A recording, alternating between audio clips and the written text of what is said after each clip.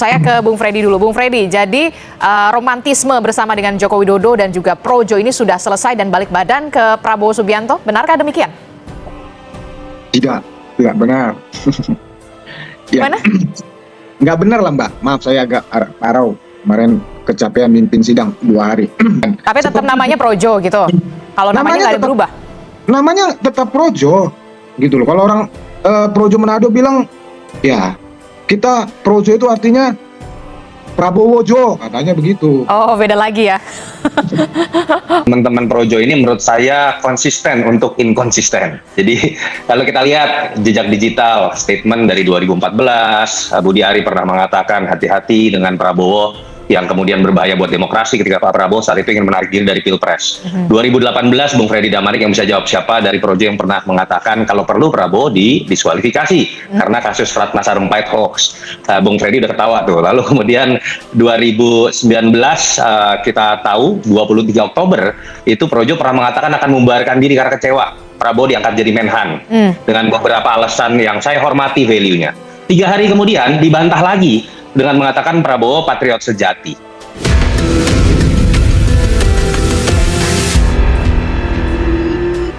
Di panggung politik tanah air, ada satu momen yang bikin studio mendadak tegang sekaligus ngakak.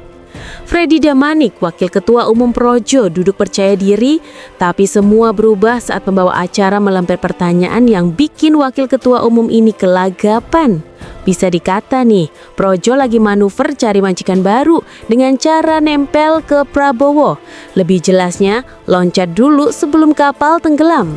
Saya ke Bung Freddy dulu. Bung Freddy, jadi romantisme bersama dengan Joko Widodo dan juga Projo ini sudah selesai dan balik badan ke Prabowo Subianto. Benarkah demikian? Tidak benar. Gimana? Nggak benar lah Mbak. Maaf saya agak parau. Kemarin kecapean mimpin sidang 2 hari. Terlihat jelas saat pembawa acara melempar sebuah pertanyaan, Freddy langsung gelagapan, grogi, senyum kaku, suara serak-serak takut salah, kalimatnya muter-muter, dan ekspresi wajahnya terlihat panik.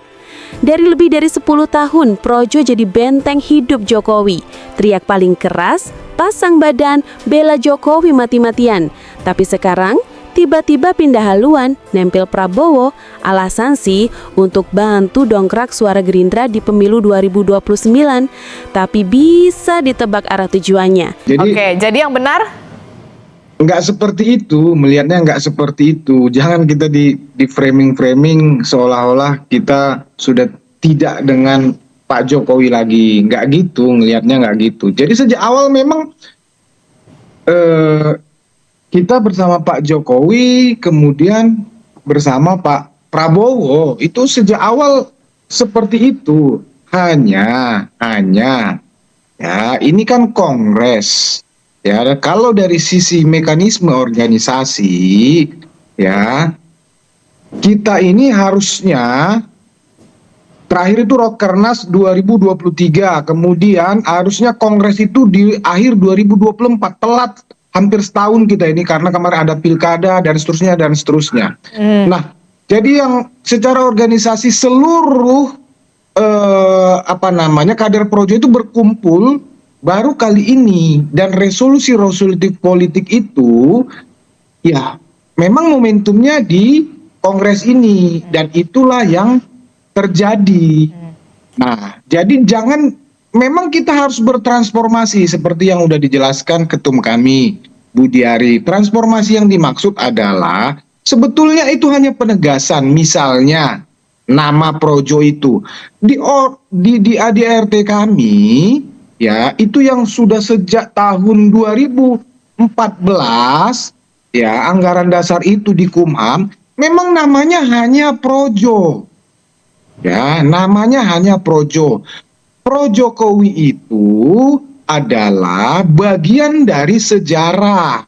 Sejak zaman relawan, itu memang namanya relawan pro Jokowi. Kemudian bertransformasi menjadi ormas, hanya Projo saja, yang artinya yaitu negeri dan rakyat, orang-orang yang mencintai negeri dan mencintai rakyatnya. Nah, kemudian yang sekarang ini kelihatannya transformasi lagi di Kongres ini, yaitu perubahan logo. Perubahan logo. Kami itu diputuskan oleh seluruh peserta. Nah, Oke. kami belum memutuskan apa itu logonya. Nanti rencananya akan disayembarakan. Tapi tetap Seperti namanya Projo gitu. Kalau namanya nggak ada tetap- berubah. namanya tetap Projo, gitu loh. Kalau orang Projo Manado bilang, ya kita Projo itu artinya Prabowo Jo, katanya begitu. Oh, beda lagi ya. Oke, Jadi kita nggak ada. Kita hari ini dengan Kongres kemarin, kemudian selesai romantisme dengan Pak Jokowi, kemudian menempel dengan Presiden Prabowo, nggak gitu bacanya. Sejak awal, dan memang yang selain memang kita inisiasi dengan Pak Prabowo, mendukung Prabowo Gibran, itu juga kan arahan dan koordinasi dengan Pak Jokowi, gitu loh. Jadi masih sejalan ini, masih konsisten. Hanya penegasan di dalam Kongres, memang itu momentum organisasi seperti itu.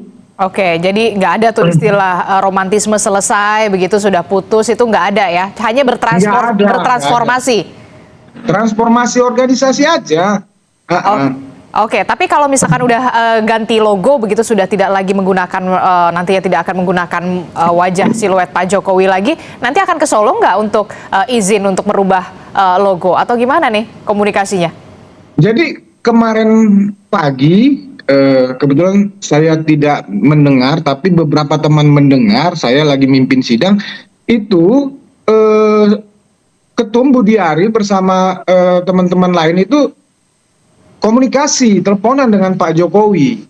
Ya, kita menyampaikan, Pak, dalam waktu dekat kita akan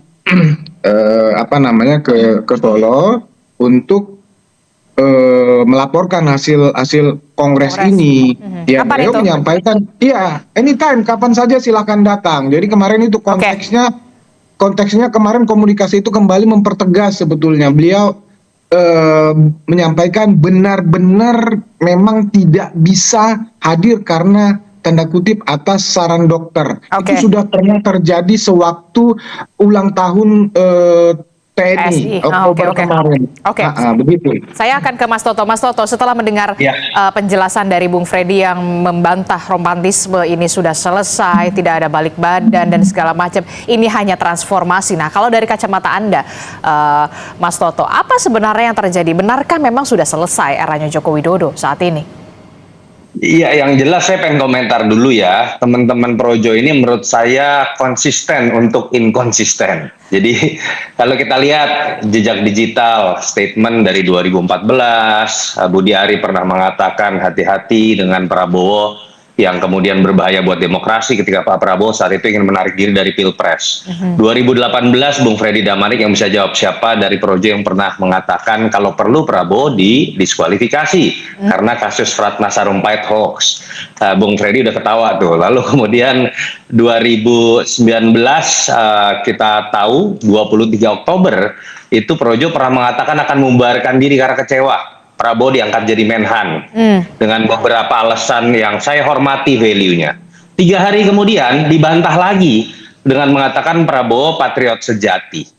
Dari sini saja kita sudah lihat karakter, saya nggak tahu apakah ini sekarang disebut ormas, apakah relawan, atau sekedar sekumpulan orang yang memang ingin bertahan dalam mengekor kekuasaan.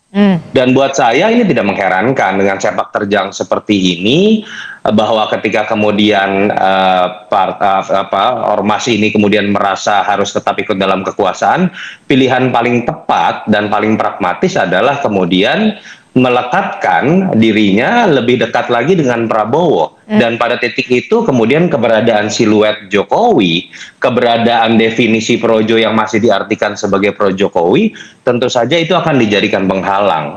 Buat saya ini seperti mengerdilkan Mas Gibran ya. Kalau ditanya apakah kemudian sudah berganti Pak Jokowi eranya menjadi era Pak Prabowo, iya. Tapi kan kita tahu juga bahwa di situ ada Mas Gibran yang jelas-jelas mewakili Jokowi yang sangat digembor-gemborkan oleh teman-teman Projo. Lalu di mana Anda letakkan yang namanya Mas Gibran. Dan kalau kalian percaya bahwa kemudian Prabowo dengan Jokowi itu adalah keberlanjutan, kenapa harus didikotomikan? Dan kenapa kemudian sekarang seakan-akan nama Jokowi, wajah Jokowi disebut sebagai kultus individu? Saya sering mengatakan itu dan selalu dibantah oleh teman-teman Projo.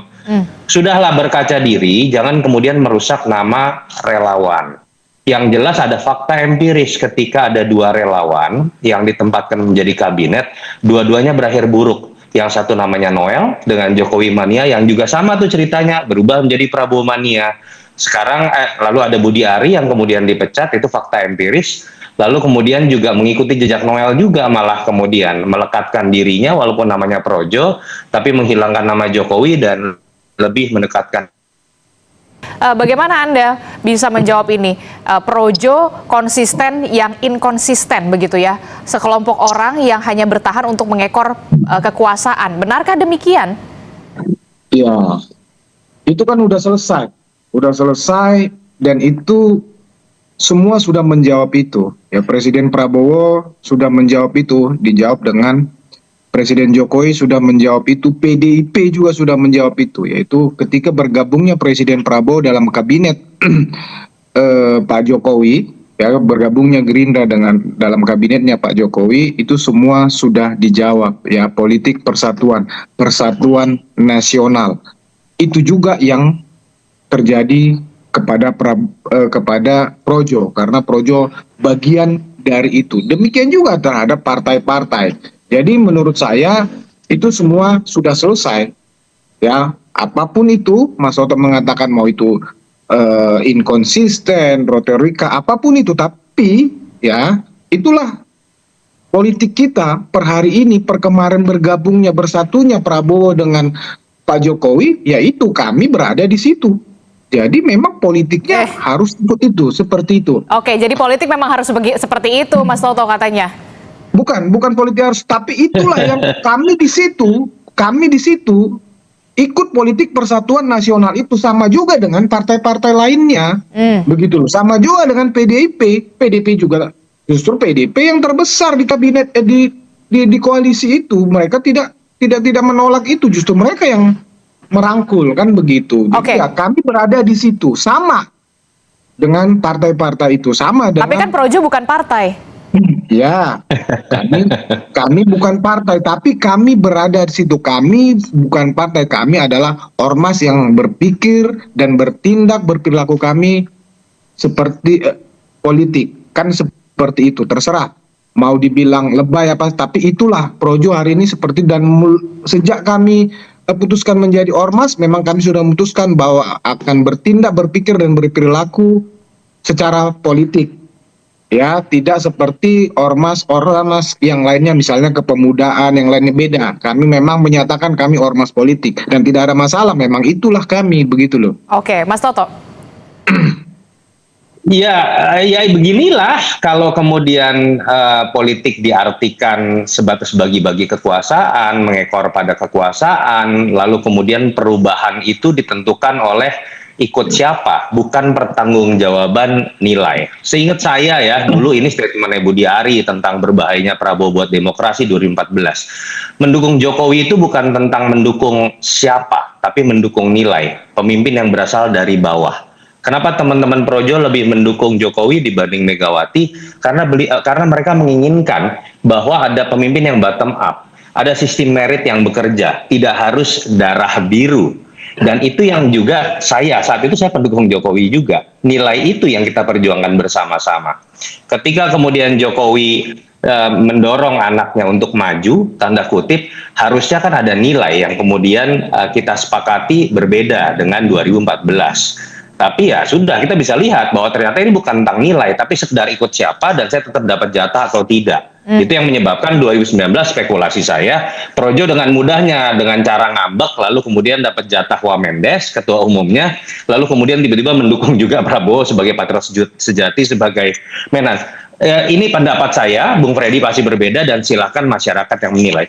Tapi poin saya, sebenarnya kalau kita bicara kita mau terima pun langkah pragmatis dari Projo, saya coba ingin melihat statement dari Budi Ari sendiri. yang mengatakan bahwa untuk mendukung pemerintahan Prabowo, program-programnya kita ingin perkuat dengan masuk di partai yang dipimpin oleh Prabowo supaya lebih tinggi dari 13%. Pertanyaan saya, Prabowo itu udah kuat, koalisinya itu 85%. Mau diperkuat apa lagi? Dan kedua, seakan-akan Anda menganaktirikan partai-partai koalisi lain, termasuk PSI loh, yang seharusnya lebih diperkuat. Karena kalau Gerindra itu sudah kuat, di survei-survei sekarang bahkan udah nomor 1. Jadi jangan bicara ingin memperkuat Gerindra. Yang harus diperkuat, apalagi Anda punya latar belakang lahir dari Jokowi, itu adalah PSI. Ini kalau menggunakan logikanya Budi Ari. Artinya kalau saya lihat di sini, jangan diputar balikan seakan-akan Gerindra yang butuh Projo atau Budi Ari yang butuh kemudian kekuatan politik bernama Gerindra, butuh partai besar untuk gelendotan, dan itu sah-sah saja, tidak ada yang salah. Tapi dalam konteks pendidikan politik, paling tidak argumentasi itu diberikan dengan hal-hal yang masuk akal dan jangan kemudian diputar balikan lalu kemudian membuat orang malah menjadi bingung. Ya paling tidak kalau tidak memberikan kontribusi secara elektoral, memberikan kontribusi lah secara pendidikan politik. Itu Terakhir, saja. saya mau ke Mas Toto, singkat saja, mampukah kemudian Projo ini bisa bertahan dengan kemudian berbalik badan, justru kemudian mencoba bertahan untuk mengekor kepada kekuasaan di 2029? Pada akhirnya sejarah yang memperlihatkan baik ormas ataupun partai itu bertahan karena terpaan sejarah, prinsip yang dipegang, values yang tetap dipertahankan, atau memang memiliki sosok yang sangat kuat karena sangat karismatik, dihormati untuk kemudian bisa menjadi magnet elektoral. Itu di level partai. Ormas pun kira-kira seperti itu ketika berbicara ormas politik. Pertanyaannya apakah Projo memiliki syarat? Buat saya Projo adalah ormas yang paling inkonsisten, yang tadi saya sudah jelaskan dengan berbagai macam alasan, sehingga prinsip apa dan value apa yang bisa kemudian jadi faktor pengikat. Yang kedua, ya apakah Budi Ari bisa menjadi magnet elektoral, yang menjadi menteri saja dipecat, lalu kemudian sekarang orang bingung menerjemahkan apakah dia orang Prabowo ataupun orang Jokowi. Mohon maaf, saya tidak melihat prasyarat itu ada. Oke, terakhir Bung Freddy, apa jawaban Anda soal penjelasan tadi Gerindra koalisinya tidak pemerintahnya itu tidak perlu lagi didukung, yang perlu didukung kalau memang Projo itu ya harusnya mendukungnya PSI begitu, yang butuh dukungan, butuh support, bukan kemudian malah mendukung koalisi pemerintahan yang sekarang ini sudah kuat. Ya, memang kita salut melihat dengan Mas Toto ini, ya beliau ini konsisten sejak awal, memang narasinya seperti itu. Ya, narasinya selalu adu domba kan begitu, adu domba Prabowo Jokowi, sekarang adu domba Projo kemana-mana. Ya, tidak seperti itulah. Kita Ditanya apa, jawabnya apa. mendukung itu dalam banyak hal kita dengan narasi juga bisa mendukung ya. Jadi bukan kita mengecilkan partai-partai lain, kita mengecilkan Gerindra, tapi itu menggambarkan, menunjukkan dengan narasi saja kita itu menunjukkan bahwa kita memang pengen mendukung pemerintahan ini. Jadi bukan berarti kita lebih hebat dari partai-partai lain, bukan berarti kita lebih hebat dari Gerindra, bukan. Ya, kita menunjukkan niat baik kita sebagai ormas politik. Saya rasa itu sudah menjadi dukungan. Itu kami melihat hal itu positif. Kalau dengan PSI ya itu ya sekali lagi masalah partai itu ketua umum kami secara pribadi menyatakan beliau bergabung dengan Gerindra. Ya, tetapi dalam salah satu resolusi kongres kami bahwa Ormas Projo tetap akan menjadi organisasi yang setia di garis rakyat dan setia dengan ormas kerakyatannya. Jadi tidak masuk dalam politik formal secara organisasi, tapi individu dibebaskan. Banyak kader kami, banyak PSI, ada Golkar, banyak Gerindra. Jadi semua di dalam Projo itu ada berbagai partai.